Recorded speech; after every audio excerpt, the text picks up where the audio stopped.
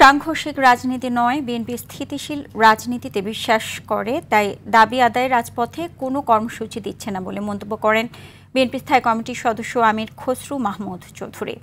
রোববার সকালে বাংলাদেশ মেডিকেল বিশ্ববিদ্যালয়ের ডাক্তার মিলন হলে ডক্টর অ্যাসোসিয়েশন বাংলাদেশ ড্যাবের আয়োজনে আলোচনা সভায় যোগ দিয়ে একথা বলেন তিনি।